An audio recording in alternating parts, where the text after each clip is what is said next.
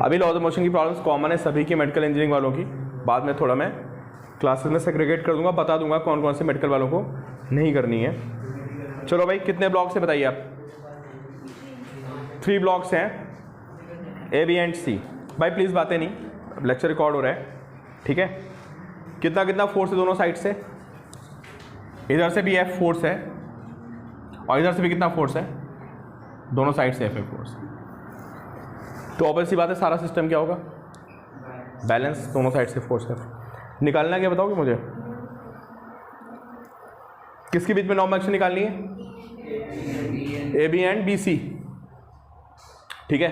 Ground से भी निकालनी है। अच्छा चलो, ए को पकड़ते हैं, बी को पकड़ते हैं और सी को पकड़ते हैं, ठीक? सक्षम बताओ ए पे कौन कौन से फोर्सेज हैं? सारे बच्चे देखें एक बार, है ना? अभी मुझे ए और बी के बीच में क्या निकालना है? नॉर्मल एक्शन, जो ए और बी के बीच में फोर्स आ रहा है। तो ऑब्वियस बात, मैं ए को बैलेंस करूंगा। बताओ भाई, सारे बच्चे बताएं, सब सारे बच्चे बोल सकते हो, बोलो। वेट एम जी, ग्राउंड से, इसको मैं लिख देता हूं N1, और इधर से एक फोर्स F और एक नॉर्मल एक्शन।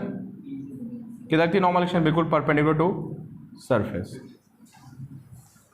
ठीक है? और मुझे वैल्यू निकालनी किसकी है? यार मुझे यही वैल्यू पता करनी है, एन बताओ, ठीक है? तो एन बताओ क्या करना चाहिए एन पता करने के लिए? कॉमन में डिवाइड करूं किसको? है ना? हॉरिजॉन्टल वालों को टच नहीं करना होता, बताया ना आपको, और किसको टच नहीं करना होता है? जो वर्टिकल होता है। अच्छा, ये प्रॉब्लम किस टॉपिक की बताओ? पहले बताओ, ये प्रॉब्लम है इक्विलिब्रियम की। सबको समझ आ रहा है? अगर कोई सिस्टम कहीं पे रुका होता है तो प्रॉब्लम किसकी होती है? इक्विलिब्रियम की। इक्विलिब्रियम की प्रॉब्लम में आप सभी को पता है, लेफ्ट राइट के forces balance, up and down के बैलेंस। अगर इंक्लाइन पे तो अलोंग द इंक्लाइन एंड, ये कहानी होती है। तो हमें यहाँ पे फोर्सेस को क्या करना है? बैलेंस करना है। तो अभी ये बॉडी कहाँ पे रखी है भाई? ग्राउंड पे रखी ना यार। तो ग्राउंड पे रखी तो कौन से फोर्स बैलेंस करोगे? Left right and up and down. Clear? तो जो left right up and down नहीं है उसको क्या करोगे? रिजॉल्व करोगे। कौन नहीं है? एन। तो बताओ भाई, कंपोनेंट कितने बनेंगे? अगर बहुत से बच्चे एंगल नहीं निकाल पाते हैं भाई, सारे बच्चे ध्यान से देखिए, एंगल नहीं निकलता आप लोगों से यहाँ पे। तो यहाँ पे एक लाइन ऐसे बना देनी पैरेलल, देख लो। अगर ये एंगल थीटा होगा तो ये कितना होगा बताओ आप मुझे? थीटा होगा तो ये कितना होगा? 90 माइनस थीटा। तो ये कितना होगा? मुझे लगता है सभी को समझ में आ गया होगा। तो ये वाला कितना होगा? थीटा। तो नीचे कितना आएगा? एन कॉस थीटा, और इधर कितना आएगा? आप बताओ किसको बैलेंस कर दें भाई? लेफ्ट राइट को बैलेंस करेंगे, काम हो जाएगा हमारा। जैसे आप लेफ्ट राइट को बैलेंस करोगे आपका काम हो जाएगा। एफ की वैल्यू कितनी है? क्या आपको थीटा पता है? पता है भाई, कितना है? 53 डिग्री। देखो आप क्वेश्चन में, दिस एंगल इज 53 डिग्री। यहां से यू कैन फाइंड क्या? एन। एफ, हमको एफ भी पता है। एफ की वैल्यू गिवन है 40। तो एफ पता है और थीटा पता है, यू कैन फाइंड क्या? साइन 53 याद है किसी को? अरे इतनी बार बता, ये 53 तो ये, और पाइथागोरस स्टेपलेट होता है 3 4 5 का। इसके सामने कौन आएगा? और इसके सामने? इसके सामने 5। तो साइन 53 कितना हो गया? This is 4/5। तो आप एन निकाल दोगे। क्लियर? और क्या पूछा इसने? सेम कहानी आप यहाँ अप्लाई करोगे किसमें? बी और सी में। अब सी का आईपीटी कैसे बनेगा बताओ मुझे? क्यों भाई? सी पे क्या होगा? ये N2 ले लेते हैं, इसको N डैश लिख देते हैं, और ये कितना आएगा, ये F आएगा, और ये कितना आएगा mg आएगा, और यहाँ से कितना आएगा N2। ठीक है, ये एंगल कितना है बताइए आप मुझे, बोलोगे भाई कितना एंगल है, थीटा, तो ये एंगल कितना होगा, ये भी थीटा हो जाएगा, और ये कितना होगा 90 माइनस थीटा, तो ये कितना हो जाएगा थीटा, तो ये आएगा n cos थीटा, और ये कितना आएगा, अब ये एंगल बनाना है यार अपने आप।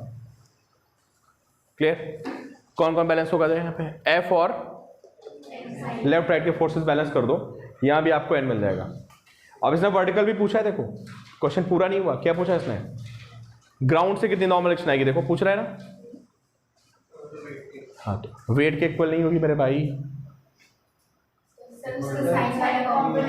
ये n cos थीटा क्या कर रहा है बॉडी को, या सोचो ना आप किसी बॉडी पे ऐसे फोर्स अप्लाई कर रहे हो, अगर कोई चीज इंक्लाइंड है ऐसे, है ना, कोई इंक्लाइंड पे ऐसे रखा है, आप ऐसे फोर्स अप्लाई करोगे तो क्या होगा यार, उसका एक इफेक्ट आगे आएगा और एक इफेक्ट नीचे भी तो आ रहा है, उसको दबा रहा है ना, कौन दबा रहा है,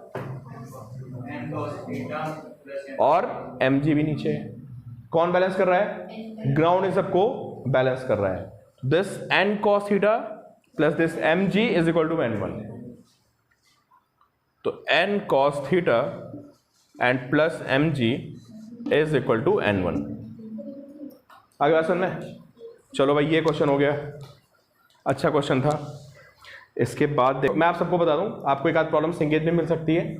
एक कॉन्सेप्ट आपको टॉर्क का बहुत पहले बताया था, टर्निंग इफेक्ट ऑफ फोर्स, है ना, तो इक्विलिब्रियम की वहाँ भी प्रॉब्लम बनेगी। तो जो अभी आपने मुझसे प्रॉब्लम पूछी है यूनिफॉर्म रॉड वाली, ये प्रॉब्लम टॉर्क की है। तो डीसी पांडे में शायद टॉर्क दे रखा है, मैं जब आपको रोटेशन में पढ़ाऊंगा तो दोबारा से इक्विलिब्रियम फिर पढ़ाऊंगा एक बार, उसमें लैडर वेडर का इक्विलिब्रियम होता है, लैडर खड़ी होती है, उस पर फोर्सेस लगते हैं, ठीक है, वहाँ पे टॉर्क की जरूरत पड़ती है। अभी मैं इस क्वेश्चन को छोड़ रहा हूँ, ठीक है। चलो भाई अगला इक्विलिब्रियम का क्वेश्चन है, हालांकि मैं क्लास में करा चुका हूँ, ये BM शर्मा में भी था क्वेश्चन, और आप लोग भूल गए होगे। तो भाई देखिए नेक्स्ट क्वेश्चन कौन सा है, 3 forces acting on a body.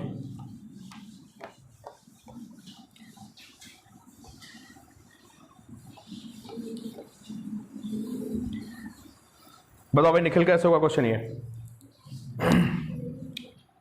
Question दिखा पे को, ये एक्स एक्सिस है, ये बड़ा, ये क्वेश्चन में कौन सा है यार, क्वेश्चन नंबर तो इसमें है ही नहीं, 4th क्वेश्चन है ऊपर से। बड़ी तेज आंखें तुम लोगों की, हाँ 14, चश्मा लगाना पड़ेगा,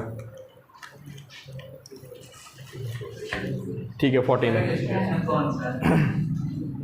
मेरे भाई। ऊपर से आज जितने भी क्वेश्चंस आए हैं ग्रुप में, उसमें से 4th क्वेश्चन है, और सारे बच्चे देख लें, ये क्वेश्चन नीट में भी आया हुआ है, और ये क्वेश्चन जेईई मेंस में बहुत पहले आया हुआ है। हालांकि वेक्टर्स के क्वेश्चन आप सबको मैं बता दूं, जेईई मेंस में या एडवांस में आते नहीं है वेक्टर्स के क्वेश्चन। वेक्टर्स तो जैसे हमारा एक सपोर्टिंग वो होता है ना, हाँ नीट में ज़रूर वेक्टर्स के क्वेश्चन डायरेक्टली पूछ लेता है, ठीक है। तो ये आया हुआ क्वेश्चन देखो सारे बच्चे, और मुझे बताएं कि how to solve this problem. ये क्या है, 60 डिग्री है, ये BM शर्मा में भी था, सिंगेज में करा रखा है मैंने आपको, अभी आपको याद नहीं आ रहा होगा। नहीं, बहुत इजी तरीके से होगा। देखो कितने फोर्सेज हैं यहाँ पे, 3 फोर्सेज, कौन कौन से, दिस 4, दिस 2 एंड दिस 1। क्या निकालना है,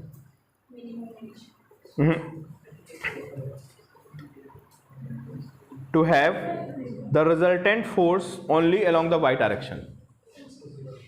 याद आ रहा है प्रॉब्लम, याद नहीं आ रहा, कराई क्लास में ना, हाँ क्लास में कराई प्रॉब्लम है, दोबारा फिर कर रहा हूँ, तुमने पूछी भी थी मुझसे लगा के, है ना, उससे मैंने बताई नहीं थी, मैंने बोला था क्लियर में बताऊंगा, ठीक है। अब अभी करना है क्या यार, कि हमें इसमें कुछ ऐसा ऐड करना है, कराया हुआ है, हाँ प्रथम कराया हुआ है, चलो कोई नहीं दोबारा कराते हैं।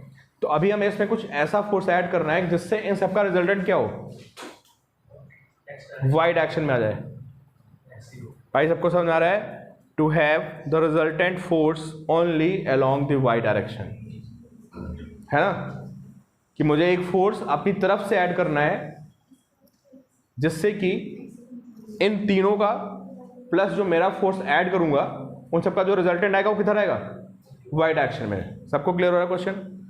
तो यार ये बताओ, ये 4 और 2 तो अपोजिट हैं, इनका क्या होगा? 4 और 2 तो अपोजिट है ना, तो इनका वहाँ सबको समझ आ रहा है? अगर 4 और 2 अपोजिट है, इनका रिजल्टेंट 2 आ जाएगा। तो मैं इसको गायब कर देता हूं और यहां पे मैं बना देता हूं 2। अब मैं इनका निकालूंगा एक्स कॉम्पोनेंट। किसका? इन दोनों का एक्स कॉम्पोनेंट निकालूंगा। बताओ कितना आएगा इसका एक्स कॉम्पोनेंट? पहले तो भाई आएगा 1 cos 60, ये 2 है तो ये 2 cos 30 आएगा ये, तो 2 sin 30 की वैल्यू कितनी होगी? 1, और 1 cos 60 कितना हो गया? चलो अब याद करो अब क्या होता था। देखा भाई किस बच्चे को याद आ रहा है? ऑलमोस्ट मैंने सॉल्व कर दिया। बताओ इसमें कुछ ऐसा ऐड करो कि ये सारा एक्स में बचे ही ना। सबको क्वेश्चन समझ आ रहा है? निकालना क्या है हमें? इसमें कुछ ऐसा ऐड करना है अपनी तरफ से लाके कि सारा रिजल्ट कहां पे आ जाए? ऐसा कब होगा? जब एक्स का सारा कुछ खत्म हो जाए। तो क्या एक्स का खत्म हो रहा है? ठीक है तो ना, ये एक्स में कितना है, ये एक्स में कितना है? तो बताओ अगर इधर हाफ इधर है तो कितना हो गया? अरे भाई नेट इधर आ गया ना कितना? तो अगर मैं यहाँ पे खड़ा होके इस डायरेक्शन में अपनी तरफ से एक फोर्स हाफ का अप्लाई कर दूं तो क्या होगा बताओ? सब बैलेंस हो गया। किधर बैलेंस हो गया? सब कुछ एक्स में बैलेंस हो गया। टेस्ट में भी था क्वेश्चन शायद। ठीक है नहीं प्रथम बेटा 1 के साथ नहीं, ये हमारा 1 था, ये हाफ था, तो इस हाफ के साथ मैं हाफ और ऐड करूंगा ना, तब जाके कहानी खत्म होगी ना उसकी। तो अगर मैं यहाँ पे हाफ अप्लाई कर देता हूं तो इन सब का एक्स में खत्म, सिर्फ क्या बचेगा? Y component.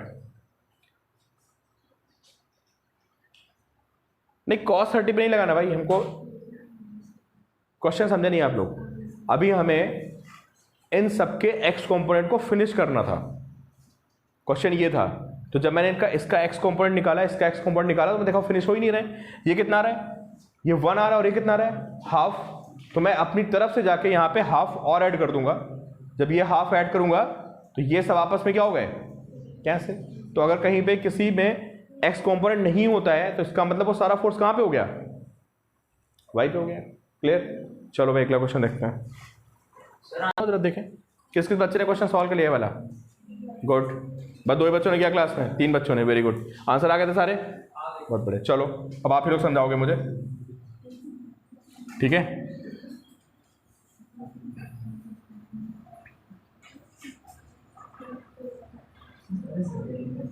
यार होता है क्या पता है कि मतलब एक मिनिमम ना आपको बैलेंस बना के चलना पड़ता है। अगर आप उस थ्रेशोल्ड को क्रॉस नहीं करोगे तो दिक्कत हो जाएगी, फिर बहुत पंगा होता है। इसलिए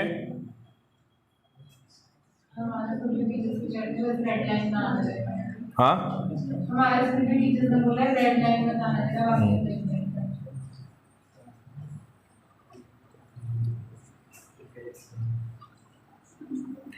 मतलब जो 10th का मोड होता है ना, उससे हमें बाहर आना पड़ेगा। अगर हम सोच रहे हैं कि 10th में जैसे पढ़ते थे वैसे पढ़ के हमारा काम हो जाएगा तो कुछ होने वाला नहीं। C A this B C D E। चलो भाई निखिल बताओ, एक्सप्लेन कर दो क्या करना है। पहले यहाँ पकड़ेंगे और फोर्सेस को, कितनी स्ट्रिंग्स हैं? 1 2 3 4 स्ट्रिंग है। हर स्ट्रिंग में टेंशन अलग अलग होगी। किसी भी पॉइंट पे जो टेंशन होती है ऑलवेज एक्ट्स अवे, है ना? तो यार जब भी कभी आपको ऐसा स्ट्रिंग का क्वेश्चन दिखता है तो जहां पे जंक्शन होता है उस जंक्शन को पकड़ लेते हैं, बिल्कुल, है ना? तो यार जंक्शन को पकड़ते हैं और बताओ भाई कौन कौन से फोर्स आएंगे। ये T1 आएगा। अब मैं अलग एक्टिविटी नहीं बना रहा हूँ, मेरे पास जगह की कमी है, मैं ही बना रहा हूँ, हालांकि आप लोग अलग बनाओगे। ये कितना हो गया? ये हो गया T2, और ये कितना हो गया? ये हो गया T3। अब यहां पे आ जाओ, अगर ये पूरी स्ट्रिंग 1 थी तो यहां कितना आएगा? ठीक है, यहां पे T4 ले लेते हैं, और यहाँ पे कितना लेते हैं? ये दिया हुआ है कितना है? 350 न्यूटन, तो इसको कुछ नहीं लिखते हैं, सीधे 350 न्यूटन लिख देते हैं। ये 100 न्यूटन है। कितने नोन है हमारे पास भाई? तो बड़े सारे नोन हो गए, सॉल्व कैसे होंगे इतने?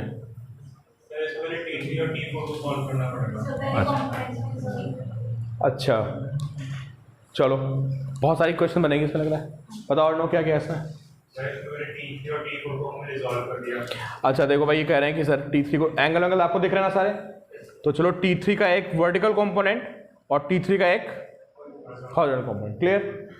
ऐसे T4 का एक वर्टिकल कंपोनेंट, मैं सॉल्व नहीं कर रहा, बस आपको सिर्फ मेथड बता रहा हूँ, और T4 का एक कंपोनेंट निकालोगे ना सारे लोग, फिर क्या करोगे? ऊपर नीचे के बैलेंस और लेफ्ट एंड राइट के बैलेंस, यहां से बनेगी इक्वेशन, ठीक है। कितनी क्वेश्चन बन गई यहां पे बताओ? 2 इक्वेशन बन गई, ठीक है। फिर यहां पे क्या होगा? 3 कैसे बनेंगे यार?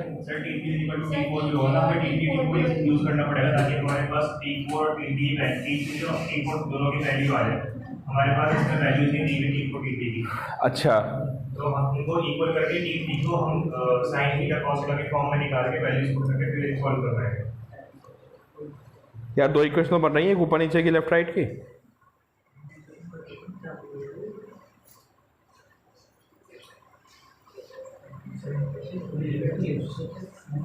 अच्छा देखते हैं इसमें, रुको एक सेकंड। अच्छा यहां पे क्या होगा बताओ?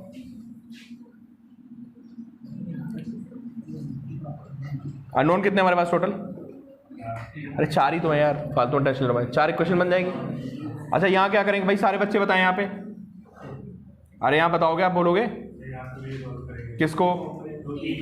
T2 का एक कंपोनेंट हॉरिजॉन्टल और एक वर्टिकल ऊपर, और T3 का एक और एक वर्टिकल डाउनवर्ड। फिर क्या करेंगे? बैलेंस लेफ्ट राइट को और अप एंड डाउन को। 4 इक्वेशंस हो गई है ना, और अननोन्स कितने हैं?